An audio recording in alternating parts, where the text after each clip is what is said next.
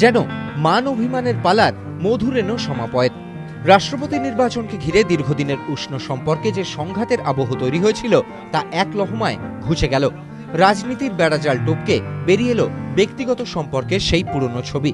তৃণমূল নেত্রী বা ইউপিএর রাষ্ট্রপতি পদপ্রার্থী নয়, সামনে চলে এলো দাদা বোনের দীর্ঘ কয়েক দশকের সম্পর্ক।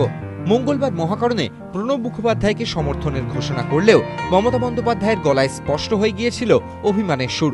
উঠে এসেছিল পুরনো সম্পর্কের কথা।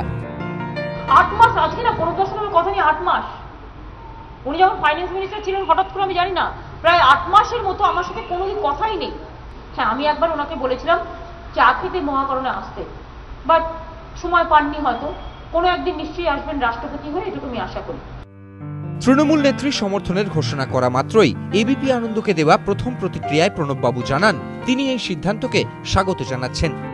আমি মমতা বন্দ্যোপাধ্যায় এবং তৃণমূল কংগ্রেসের এই সিদ্ধান্তকে স্বাগত জানাচ্ছি। আমি এই সিদ্ধান্তকে স্বাগত জানাচ্ছি।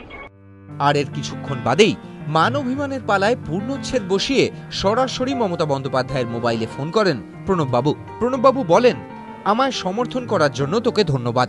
মমতা বন্দ্যোপাধ্যায় পাল্টা বলেন, প্রণবদা আপনি জিতবেন, জিতে আপনাকে প্রথম বাংলায় আসতে হবে, আমি আপনার জন্য অপেক্ষা করব। প্রণববাবু মমতাকে বলেন, আমি তোর সঙ্গে কথা বলেই প্রথম বাংলায় আসব। সাময়িক তিক্ততা তৈরি হলেও প্রণব মমতার এই সম্পর্ক যে কতটা জোরালো তার প্রমাণ মিলেছে রাজ্যের ভারপ্রাপ্ত এআইসিসির সাধারণ সম্পাদক শাকিল আহমেদের কথা থেকেই। स्वाभाविक रूप से वो यूपीए में है और दोनों बातें हैं, यूपीए में भी हैं, प्रणबदा बंगाल से आते हैं, तो स्वाभाविक रूप से वो भी अटैचमेंट बंगाल के लोगों का है, ममता जी का उनसे अटैचमेंट है, दोनों ने बहुत दिनों से काम किया है।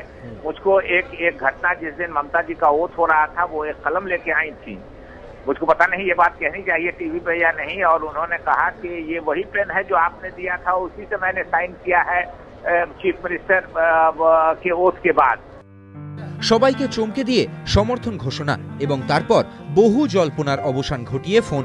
এ যেন হৃদয়ের ডাকে হৃদয়ের সাড়া। সম্পর্কের আড়ালেই কোথাও যেন সংঘাতের খাদের কিনারা থেকে ফের অনেকটাই কাছাকাছি চলে এলো কংগ্রেস ও তৃণমূল। আশাবুল হোসেন, এবিপি আনন্দ।